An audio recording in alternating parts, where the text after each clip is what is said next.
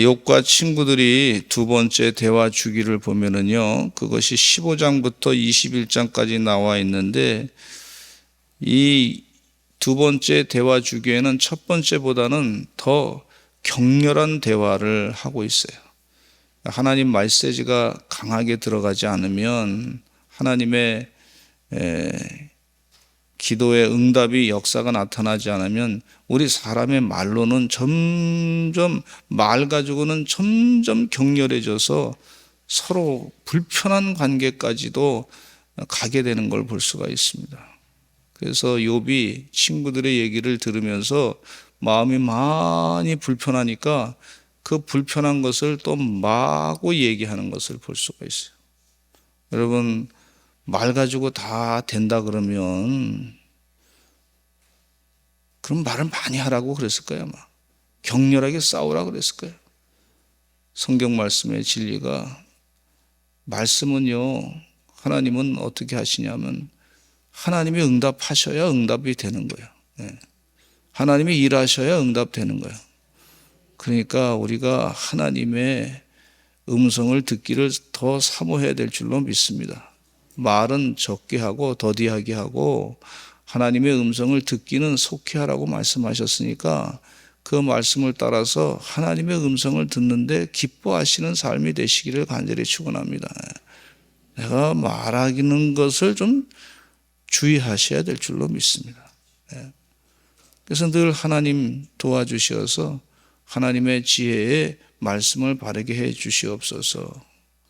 우리가 상대방의 얘기를 듣다 보면은 또 이게 자기가 편견이 있는 사람들은 그 상대방의 얘기 가운데 말꼬리 잡아가지고 막 기분이 감정이 상해가지고 그래서 상대방을 공격하는 경우가 있는 것을 볼 수가 있어요. 그 상대방의 의견에 대해서 정확하게 판단이 안 될 때는 성령이 공감하는 마음이, 그 성령의 역사 가운데 공감하는 마음이 있어야 되고, 하나님의 형상을 닮은 존재가 믿음을 가지고 믿음이 더 크신 분들이 경론하지 마시고 감정에 마음이 상하지 마시고 하나님의 뜻이 이루어질 것이다. 하나님의 역사가 나타날 것이다. 그리고 기도해 주시고 복을 먼저 빌어주시고 그러시기를 간절히 축원합니다. 욥이 여기 보니까 논쟁이 진행되면서 점점 더 격해지는 모습을 보게 되는데 이렇게 욥이 대답합니다. 친구에게. 2절에 보니까 너희가 내 마음을 괴롭히며 말로 나를 짓부수기를 어느 때까지 하겠느냐.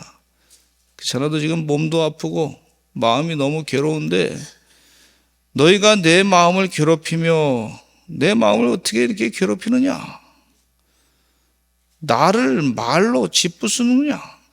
한마디로 죄인이라고 아주 단정을 해버리고 욥이 죄를 짓지 않았는데 그래서 인과응보의 교리를 가지고 계속 공격하는 거예요. 계속 그렇게 그거 가지고 그게 뭐 틀렸다는 건 아니지만 그러나 적용이 잘못되니까 계속 힘들게 하는 안타까운 현실을 볼 수가 있어요. 너희가 내 마음을 괴롭히며 말로 나를 짓부수기를 어느 때까지 하겠느냐. 욥의 마음을 괴롭혔어요. 참 마음이 불편하고 그렇게 힘들고 있는데 또 계속 친구들이 계속 잘못됐다고 얘기하고 너가 말이지 선인들의 얘기를 제대로 듣지 아니하고 회개하지 아니하는 거 보니까 너가 정말 죄인이구나. 우리가 말하는 거 이렇게 권면하고 하는데 너 마음이 다쳤구나 하면서 막 그냥 죄인이고 악인이라고 단정 지어가지고 얘기하니까 너무 욥이 또 마음이 힘든 것을 볼 수가 있어요. 그래서 이런 표현을 하고 있어요. 너희가 내 마음을 괴롭히며 말로 나를 짓부수기를 어느 때까지 하겠느냐. 좋은 친구가 옆에 있는 거 참 좋습니다. 근데 더 좋은 친구는 보니까 나를 공감해주고 말을 편안하게 제대로 잘 이해해가지고 하나님의 뜻대로 바르게 말하는 주는 친구가 좋은 친구라고 볼 수가 있어요. 근데 이 2절에 3절에 보면 같이 한번 읽어보시겠습니다. 시작. 너희가 10번이나 나를 학대하고도 부끄러워 아니하는구나. 그 10번이나 나를 학대했다 그러면 이제 그만해도 돼. 그 얘기야. 10번 말을 했으니까 이제 그만해도 돼. 나를 학대한 거 아니냐. 10번이나 나를 학대하고도 부끄러워 아니하는다. 그러면서 4절 말씀에 비판하지 말라. 4절 말씀에 비록 내게 허물이 있다 할지라도 그 허물이 내게만 있느냐. 허물이 있는 거 내가 알고 있는데 그런 인간적인 허물이 내게만 있느냐. 욥이 자신의 그 의로움을 나타내면서 그렇게 또 반박하는 걸 볼 수가 있어요. 이렇게 서로 경론해서 말 가지고 해결될 일이면 계속 경론해서 인생의 문제를 해결할 수 있겠지만은 어쨌든 참 그건 하나님께서 그렇게 하지 않았단 말이에요. 하나님의 메시지는 분명합니다. 하나님의 응답이 있어야 될 것이고 하나님의 일하심이 있어야 될 것이고 기도의 응답이 분명해야 될 것이고 하나님의 강력한 능력이 나타나야 될 줄로 믿습니다. 그래야 해결되는 거예요. 해가지고 말 가지고. 그러니까 기도 많이 해야 될 줄로 믿습니다. 자꾸 서로를 위해서 기도해 주시기를 간절히 축원합니다. 서로를 위해서 간절하게 하나님의 은혜가 넘치게 달라고 기도해 주시기 바랍니다. 이 말씀을 전해도요, 어떤 사람은 빨리 깨닫는 분이 계세요. 근데 어떤 분은요, 자기가 해석해가지고, 그 부분을 이렇게 다르게 또 많이 변형시키는 분도 계시고, 어떤 분은 더 발전해가지고, 더 깨달음을 가지고, 하나님의 일을 더 열심히 잘하는 분도 계시고, 참 여러분들이 계시단 말이죠. 그러니까, 제가 말씀을 전할 때, 주일날 설교할 때 하나님 성령이 감동해 주실 줄로 믿습니다. 이거 어떻게 감당해? 사람마다 다 반응이 다른데 그러면 성령이 역사해야 돼요. 성령이 그 마음을 감동을 시켜야 돼요. 성령님께서 그 마음을 주장해 주셔야 되더라고요. 하나님 설교할 때, 말씀 전할 때 성령이, 하나님의 영이 역사해 주시옵소서. 어떤 분은 또 말씀 전하면 왜 나한테 그렇게 목사님 다 아시고 나를 어떻게 그렇게 그대로 그거 알고서 내가 잘못한 거 그대로 얘기하냐고 또 이런 분도 계시고 아주 화내신 분도 계시고 설교할 때 보니까 여러 다양한 형. 그러니까 성령이 감동해요. 성령. 지금 여기 욥이 말이죠. 친구에게 이렇게 아주 답답한 자기 마음 가운데 얘기하면서도 내게 허물이 있는 거 만약에 그렇다 할지라도 그 허물이 내게만 있느냐. 너희가 5절에 보니까 너희가 참으로 나를 향하여 자만하며 내게 수치스러운 행위가 있다고 증언하려면 하려니와. 너희가 자만해서 지금 얘기하는 것이다.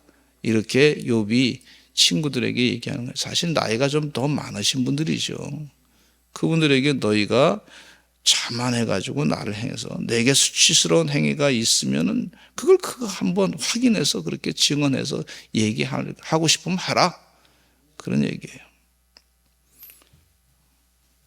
우리 성경 말씀에 예수님이 하신 말씀께서 산상수훈에서 하신 말씀에 비판하지 말라. 비판하는 그 비판으로 너희도 그 비판을 받을 것이다 그랬는데 이 친구들이 하도 비판하니까 욥에게 또 비판을 그렇게 받는 것을 볼 수가 있어요. 너희가 자만해가지고 마치 나를 재판관이 돼가지고 하나님처럼 돼가지고 마구 내 허물을 끄집어내려고 그러고 그렇게 정죄를 하는구나 하는 그런 얘기입니다. 교만한 마음이 있는 것이 아니냐. 남을 낮게 귀하게 여기는 것이 아니라 자신이 말이죠. 비판해가지고 높아지려고 하는 이 자만한 마음이 있는 거 아니냐. 그렇게 얘기하고 있어요. 그러면서 욥은 또 자기의 이 고난 당하는 동안에 이 고난을 욥이 해석을 하는 거예요. 자기 나름대로 해석을 하는데 완벽한 해석은 아닙니다. 지금 마귀의 시험을 당하고 있는데 하나님을 거기다 끌어들이는 거 너무 힘든데 친구들이 지금 얘기하는 거 그거가 해결책이 아니다. 그러니까 자기 나름대로 이렇게 해석을 하는 길을 뭐라 그러냐면 6절부터 읽어보겠습니다. 우리 6절부터 7절까지 시작. 하나님이 나를 억울하게 하시고 자기 그물로 나를 에워싸신 줄을 알아야 할지니라. 내가 폭행을 당한다고 부르시나 응답이 없고 도움을 간구하였으나 정의가 없구나. 하나님이 나를 억울하게 하신다. 하나님이 나를 억울하게 하시는 것이다. 하나님에 대해서 아주 힘든 하나님 나를 빨리 나를 응답해 주시고 이 어려움에서부터 해결해 주시기를 바랍니다 하는 그런 간절한 마음이 그 가운데 또 있는 것을 일편 볼 수가 있지만은, 그러나 현재 상황 가운데 욥이 말이죠, 동방의 은이고 위대한 신분이고 좋으신 분이고 하나님이 인정할 만한 믿음의 사람인데 이 마귀의 시험을 지금 당하고 있다고 하는 사실을 모르니까 하나님에게 화살이 돌아가고 있는 그 부분을 볼 수가 있어요. 하나님이 나를 억울하게 하시고 자기 그물로 나를 에워싸신 줄을 알아야 할지니라. 너희들이 지금 그렇게 나를 해석하고 있는데 지금 하나님께서 나를 심판하시는 것이지, 나를 억울하게 하시는 것이지, 그렇게 표현하고 있는 내용을 볼 수가 있어요. 아마 이 친구들은 이런 얘기 들으면서 또 아연시색할 거예요. 아니 네가 잘못했으면 됐지, 왜 하나님이 너를 억울하게 했다고 너 스스로 그렇게 얘기하느냐, 그렇게 또 논쟁거리가 될 수 있는 부분이 있다고 볼 수가 있습니다. 그러면서 내가 폭행을 당한다고 부르짖지만 응답이 없습니다. 여러분, 하나님께 기도했는데 응답이 없는 경우가 있지 않습니까? 좀 늦어지는 경우가 있죠. 아브라함이 25년 동안 아들 이삭을 기다리기까지 응답이 늦어졌어요. 얼마나 힘들었겠습니까? 그래서 인간적인 판단으로 이스마엘을 통해 가지고 자신이 말이죠, 이스마엘을 후사로 만들어 달라고 하나님께 그렇게 얘기했던 것을 볼 수가 있어요. 또 요셉도 13년 동안 기다렸다가 얼마나 13년 동안 힘들었습니까? 애굽에서 노예로 생활하면서 그동안은 응답이 없었단 말이죠. 또 다윗도 13년 동안을 도망치면서 헤매며 다녔단 말이죠. 피난 다니면서 도망자로. 그러니까 얼마나 기도가 응답이 늦어졌어요. 그냥 때가 되니까 하나님이 응답하시는 줄로 믿습니다. 그 욥이 지금 뭐라고 하시냐면 도움을 부르짖으나 응답이 없고 도움을 간구했으나 정의가 없구나. 또 70년 동안이나 공산주의가 계속해서 나라를 억압하고 있었을 때에 얼마나 응답이 늦어졌을까. 그동안 힘들었던 핍박당하던 예수 믿는 사람들이 얼마나 고통을 당했는지 모릅니다. 응답이 참 늦어졌다. 그렇게 인간적으로 볼 수가 있지만 하나님의 때가 돼서 응답이 되는 줄로 믿습니다. 바벨론 포로 생활 가운데 70년 동안 고생했지만 때가 되니까 하나님이 응답하시는 줄로 믿습니다. 그러면서 욥은 이렇게 얘기합니다. 나의 영광을 거두어 가시고 나의 관모를 버리서 벗기시고 사면으로 나를 헐으시니 나는 죽었구나. 내 희망을 나무 뽑듯 뽑으시고 나를 향하여 진노하시고 원수같이 보시구나. 나는 하나님을 사랑하는데 하나님이 나를 원수같이 보는 거 아니냐. 그렇게 자신의 생각을 친구들에게 말하고 있는 것을 볼 수가 있습니다. 저는 이 욥기서를 보면서 설교를 준비하면서 어제 육군사관학교 그 인관하는 생도 가운데, 이제 소위로 인관하는 생도 가운데 그 기독교인들이 있었는데 그분들이 이제 졸업 예배를 드리는 거예요. 그 예배 드리면서 갑자기 갑자기 친구 목사가 생각이 나더라고요. 친구 목사는 군목으로 이제 들어가서 일하는데 결혼도 안 한 청년이 말이죠. 폐암이 걸렸어. 20대 중반쯤 됐는데 폐암이 걸렸어. 그래서 수도통합병원에 가가지고 거기서 치료받고 그러는데 거기서도 복음을 전하고 말이죠. 본인이 몸이 아픈데도 열심을 다해서 예수 믿으라고 전도하고 그랬어요. 강원도 인제에서 목회하는 동안에 그 친구를 만나가지고 같이 또 식사도 나누고 즐겁게 지냈던 때도 있는데 그분이 돌아가셨어요. 그래서 참 마음이 힘들었어요. 가까운 친구인데 훌륭한 목회자로 될 사람인데 이해가 안 되더라고. 그래서 힘들었어요.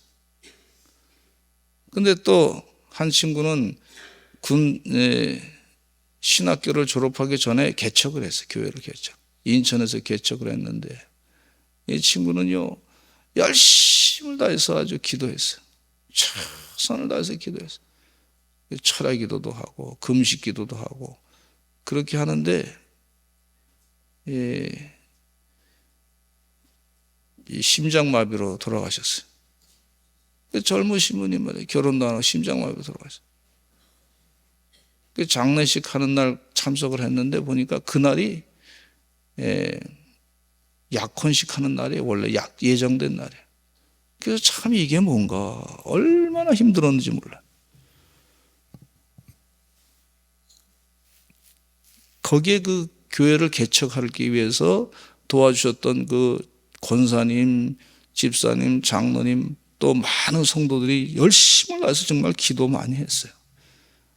참 그 교회가 아주 영적으로 막 그냥 힘이 나고 그런데 좋은 목사님 아주 훌륭한 목회자 되실 분 그분이 돌아가셔서 마음이 아팠어요. 근데 나름대로 이제 생각은 했어요. 하늘나라에서 필요하니까 아마 하나님께서 부르신 거 아닌가 그런 생각을 했습니다. 좀 이해가 되지 않는 부분이 있어요.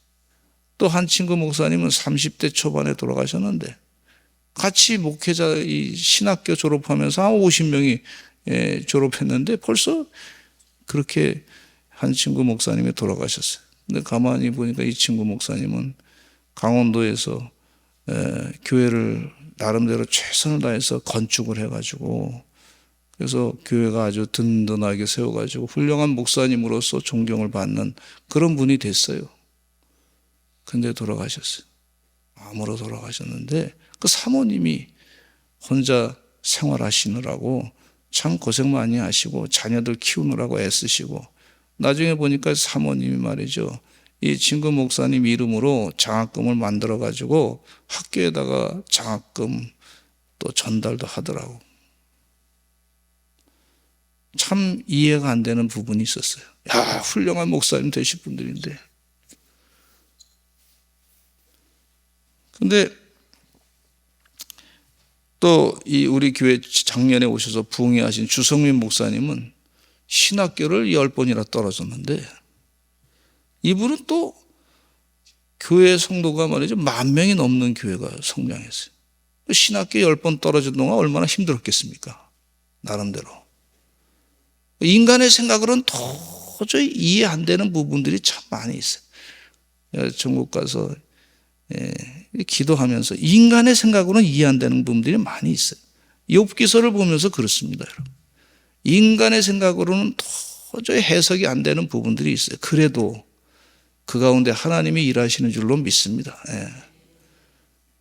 로마서 말씀 가운데 우리를 하나님의 사랑에서 끊을 수 있는 것은 아무것도 없다 그랬어요. 위험이나 적신이나 뭐 아픔이나 고통이나 칼이나 죽음이나 생명이나 이 모든 것에서도 우리를 하나님의 사랑에서 끊을 수 있는 것은 아무것도 없습니다. 그 친구 목사님들이 전도사님이 돌아가셨을 때 그 가족들의 부모님의 마음, 어머님의 마음, 또 아버지의 마음, 가족들의 마음은 어땠을까? 굉장히 힘들었을 거예요. 깜짝 놀라고 아주 힘들었을 거예요. 아마 이해가 안 되는 부분이 있어요. 또 주목사님 같은 경우는 신학교를 10번이나 떨어졌는데 그것도 참 막 감당하기 힘들지 않습니까? 사모님도 그러고. 그러니까 사람의 생각으로 하나님의 일하심을 다 이해할 수 있는 것이 없습니다. 우리는 그저 겸손해야 될 줄로 믿습니다. 주의 뜻이 이루어지기를 간절히 사모해야 될 줄로 믿습니다. 그리고 믿음을 가지고 살아야 되는데 사망이나 생명이나 위험이나 칼이나 적신이나 각종 핍박이나 고난이나 이런 것에서 우리를 하나님의 사랑에서 끊을 수 있는 것은 아무것도 없다는 거예요. 욥이 지금 이렇게 잔뜩 얘기해도 이게 약점 있잖아요. 얘기하면서 보니까 욥의 약점이 금방 드러나잖아요. 친구들의 약점도 금방 드러나잖아요. 제대로 해석도 못하는데. 그런데도 하나님의 사랑은 계속 그 가운데 역사하는 줄로 믿습니다. 주의 은혜 가운데 하나님의 은혜를 자꾸 사모하시기를 바랍니다. 성령의 충만함으로 두려워하지 아니하고 하나님의 사랑으로 이끌림 받는 거룩한 주의 종들 되시기를 간절히 축원합니다. 우리 다 같이 주여 많이 하시고 통성으로 기도하겠습니다. 하나님의 은혜로 축복을 받게 해주시옵소서. 우리를 하나님의 사랑에서 끊을 수 없는 그 사랑을 날마다 깨닫고 살아가게 하여 주시옵소서. 우리 주여 많이 하시고 아프신 분들을 위해서 기도하시고 치료해 주실 줄로 믿습니다. 하나님 다시 강건하게 될 줄로 믿습니다. 부활의 능력으로 일으켜 세움받게 하여 주시옵소서. 우리 주여 많이 하시고 통성으로 기도하겠습니다. 주여